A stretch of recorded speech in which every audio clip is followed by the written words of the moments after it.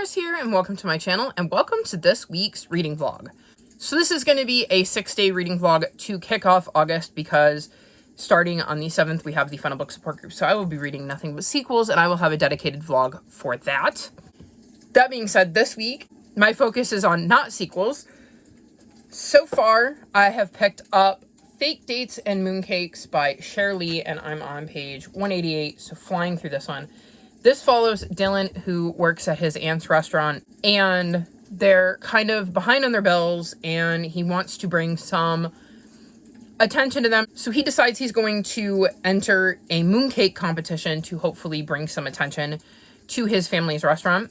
He ends up meeting Theo, who is charming and wealthy, and Dylan is really into him. And Theo ends up sneakily making a donation to help kind of bail Dylan's family out, like the restaurant, and ends up agreeing to do Theo a favor because he feels bad about this donation, and agrees to be his fake date for a wedding. So then we kind of go for there with Dylan being majorly into Theo, even though he's only pretending to date Theo, while also being worried about how he's going to, take care of his family and the restaurant. I'm enjoying this. It's cute. I don't think it's like a new favorite or anything, but I think it's a cute little romance. It's a little insta-lovey with how quickly Theo and Dylan are into each other, but I'm enjoying getting to learn more about like Dylan's culture and the history behind his restaurant and some of the recipes and his life. It's a Chinese takeout restaurant that his aunt owns, and mooncakes are definitely a big deal in his culture, and it is just interesting to see how he's kind of weaving that in and out of the story and his relationship with Theo. So I'm enjoying it. I don't think it's going to get more than a 4, but it's cute and fun and is a nice little palate cleanser. And then the other book I have started is Stamped from the Beginning by Ibram X. Kendi, and this is the graphic novel version of the story. I haven't read the original, but I've picked up the graphic novel version, and I'm on page 32. It's interesting so far. It's made me want to pick up the actual version because I'm enjoying the graphic novel form, but I also could see wanting more meat at some point, like more information, and I feel like the full-length novel will give that to me. But I think this is a good basis, so I get the general gist of the story, then I pick up the full length novel version, and I will get a lot more of the details. So I think that's my plan, is to read this, and then in one of the last 4 months of the year have the full-length novel version be my nonfiction of the month. But it also depends on whether I can get it out of the library, because I think the last time I tried that, it just sat there and did nothing for like 6 months, and then they canceled my request or some stupid thing. So I think my plan is to do that and see if I have better luck this time. So enjoying this so far. As for what else I may read, I have absolutely no idea. It's all going to be kind of a mood thing this week. My favorite thing about the beginning of a month is being able to mood read whatever I want within reason off of my TBR. And I always have options because my TBRs are so eclectic. I can tell you I have cozy mysteries. I have YA fantasies that are not like romance, because I have like the Percy Jackson books I'm reading are the Apollo ones, and they're kind of borderline middle grade YA. And then I have Skullduggery Pleasant, which is a YA fantasy, which is not your typical YA fantasy. I have middle grade fantasies all over the place. I have adult fantasies. I've got some romances. I think most of the romances are YA, but I do have an adult one. So I have a lot of stuff that I can read. I have a couple of nonfiction too, come to think of it. Like I just showed you one, and I have my nonfiction of the month. So I have a lot of options for what I can read. So at the beginning of the month, it's really, really easy because, well, I can read legitimately anything. It gets harder towards the end of the month when I want to read, say, a cozy mystery, and all I have are middle grade fantasies. So we'll see how it goes. I haven't completely worked out my Final Book Support Group TBR. I really need to do that because I need to be able to film that so that I can post it before Monday.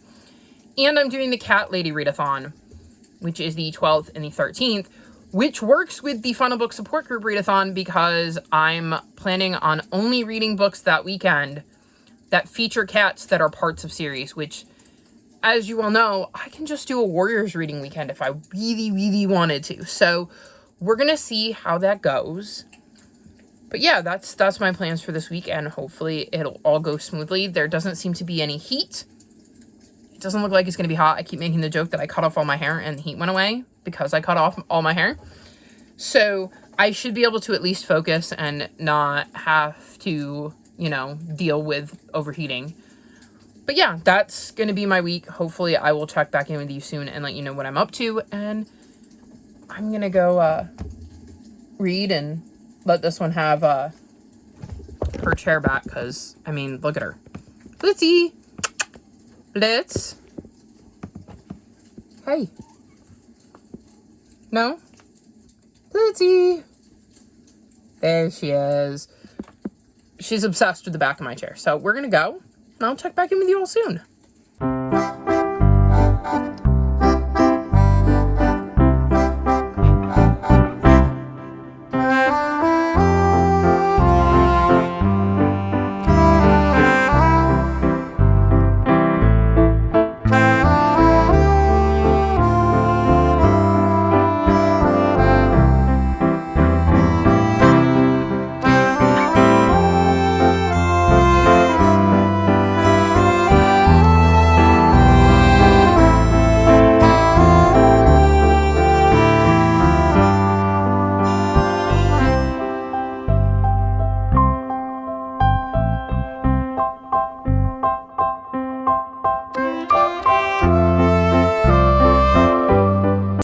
The 7th, which means it's time to wrap this vlog up because it is time to get into all the sequels. So this hasn't been my best reading week. It hasn't been my best week in general. I had hoped to get a lot more read this weekend than I did, but I found out yesterday that my gram is in the hospital. She's got some broken vertebrae and we're all just kind of waiting to see what's next. So I'm massively stressed out about that. It led to several meltdowns. So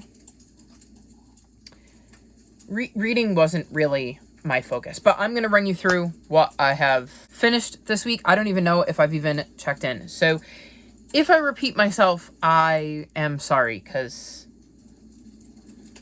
I legitimately don't remember. But I don't think I've checked in. So first up, I finished Fake Dates and Mooncakes, and I'm giving this book 4 stars. This follows a boy named Dylan who works at his aunt's restaurant, and the restaurant is kind of in financial trouble, and he is hoping to compete in the Mid-Autumn Festival Mooncake competition. He is out on a delivery when he meets Theo. Theo is rich, and he ends up kind of bailing Dylan's aunt out, and Dylan feels obligated to kind of repay the favor, so he ends up pretending to be Theo's significant other at a family wedding. I enjoyed this. I thought it was very cute. I will admit there was definitely some insta love in there, but it is YA, so I can kind of forgive it because I feel like when you're younger, you tend to fall head over heels a lot easier. I just thought it was cute seeing Dylan and Theo navigate this situation they found themselves in. I love a good fake dating trope. I liked that it, being YA, wasn't super spicy because I don't like spicy romances. I don't think there was spice at all. So perfect for me.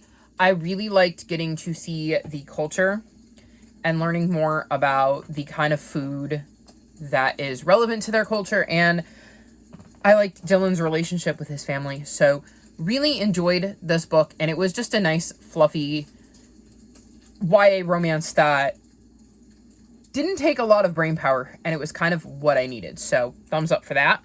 The only other book I've finished in the first 6 days of August, which is very weird for me, is A Glimmer of a Clue. So this is the second book in the Fairy Garden Mystery series, and I gave this book 3.75 stars. So in this series, we're following Courtney, and she runs a fairy garden shop, and she can see fairies, and with the help of her fairies, she tends to investigate murders. In this one, an art critic dies.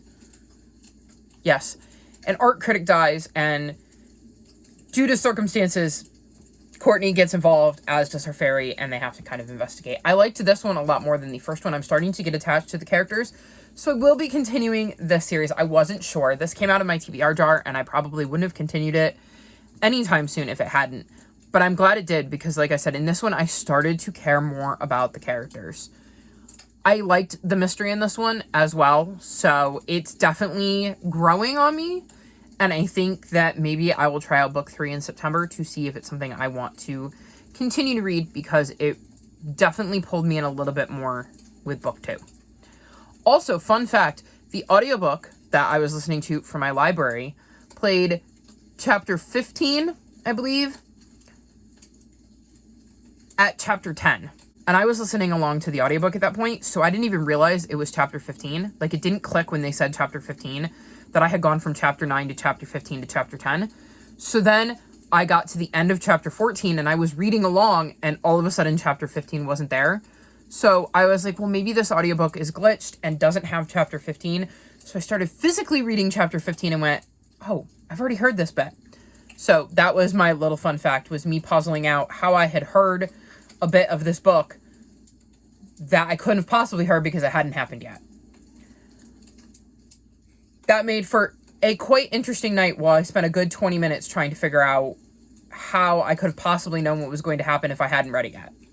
So, enjoying this series, I guess, and we'll see where it goes. We'll see if book 3 makes me want to keep going.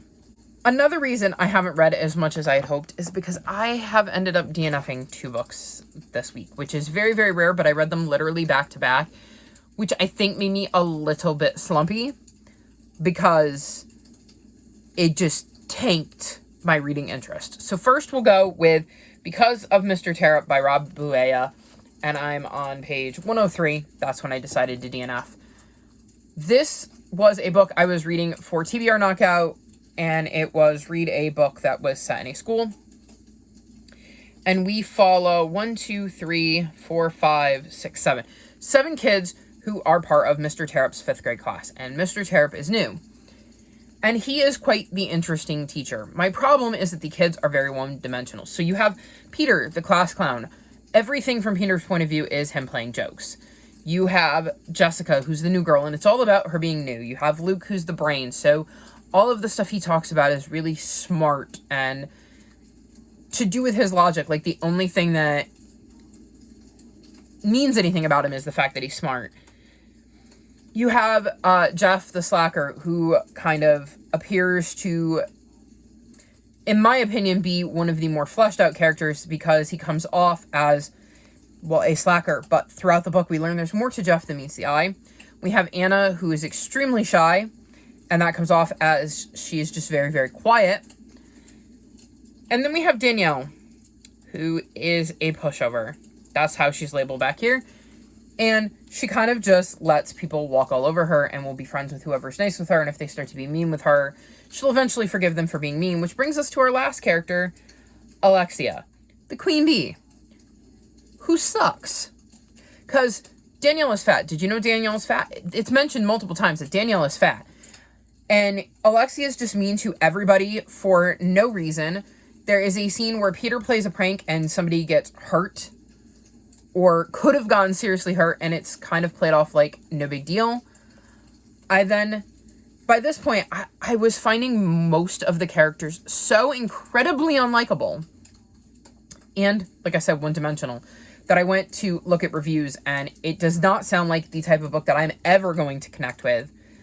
I was not enjoying it, and I just went, yeah, no, this is not a book for me. So DNFing it, we'll be unhauling it, and we'll be unhauling the sequel, because unfortunately I own that. And I also own another of this author's books, and I'm not sure I want to read that one either, because I'm worried it's going to have the same kind of one-dimensional characters. So we'll see with that one. The other book I DNF'd is Happily Ever Afters, and I got to page 70. So this follows a 16-year-old girl named Tessa, and she's starting a new school, and I wasn't connecting with it. It's a YA romance, so I wasn't sure about it in the first place. The only reason I got this is because I had read about what appears to be the 3rd book in this set of companion novels, and I had requested that, and I didn't realize it was a 3rd book, and I am very rigid about wanting to read books in order. So I requested the first 2 and thought I would give this one a try, even though this one's description didn't appeal to me anywhere near as much as book 3's did. And I just wasn't finding Tessa to be a character I was connecting with. So I was struggling there. And then there was a Harry Potter reference, and I do not want those in my books. And this was published in 2021, so we knew what kind of person the author was at that point. So there's kind of no real excuse for including it. So this was another one where I went to go look up the reviews, and the romance that is going to be in this book is interesting. Because, let's see, I don't want to spoil anything. Okay, so she gets into this guy named Nico. But there's also this other guy named Sam around. And there are just certain things that I read that will be happening in this romance that are just like huge. I'm not interested in reading that. I don't like that.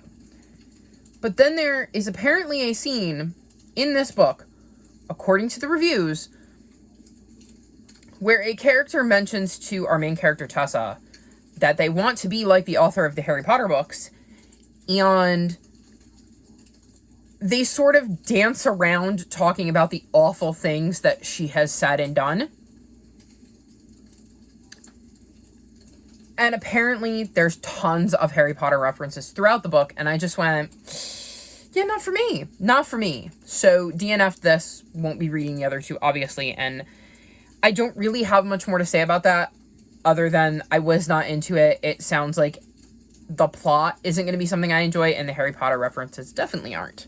Now, I am in the middle of 3 other books, and I'm enjoying all 3 of them more than either of those. So first up, I have started Ruin.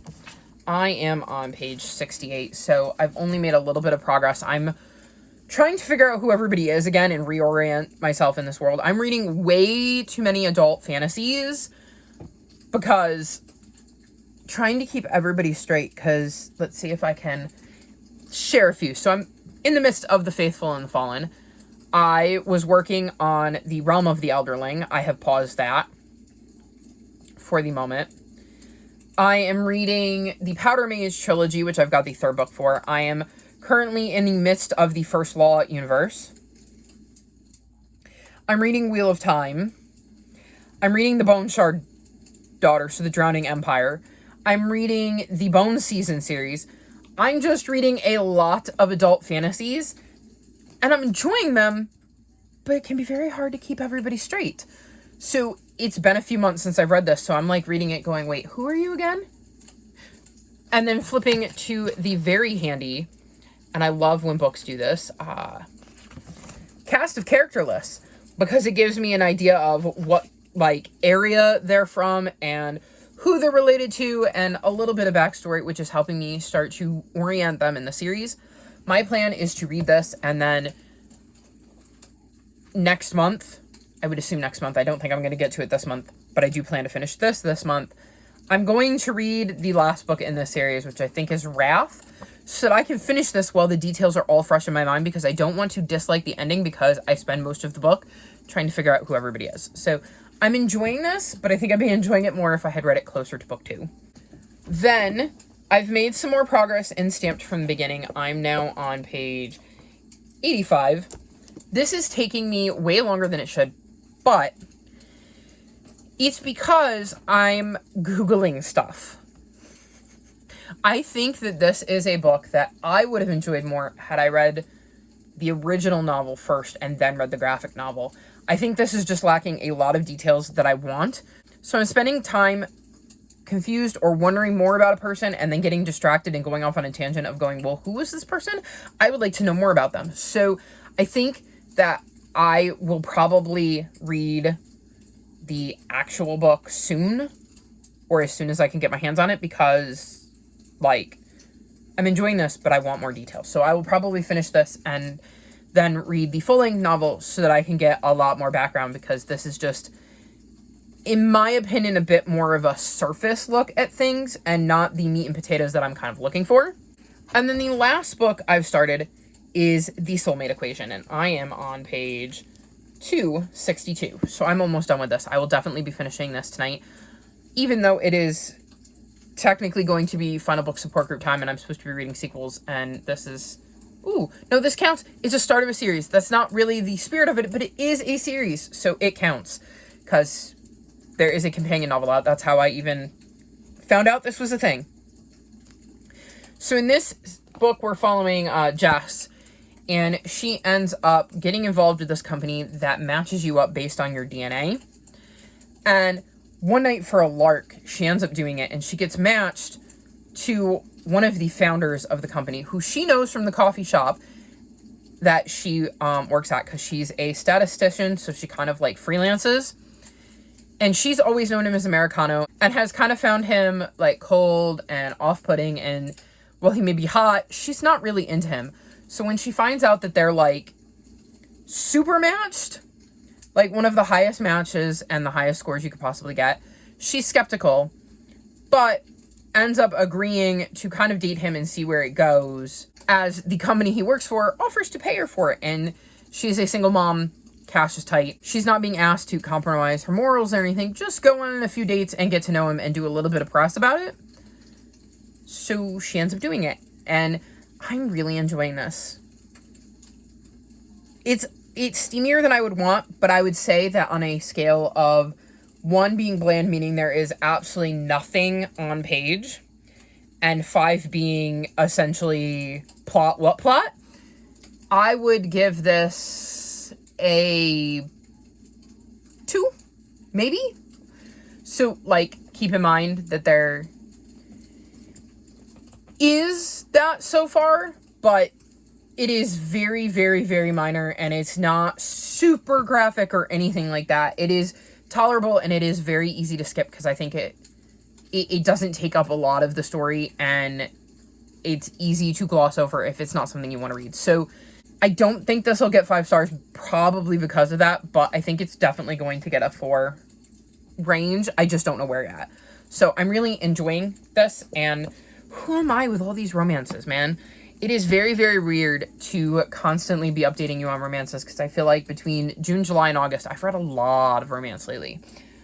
But that is my week. It was not the best week. Hopefully next week will be better. I've got high hopes for next week, mainly because of the fact that it's the Final Book Support Group, and I will be reading nothing but sequels, and it's all from series for the most part.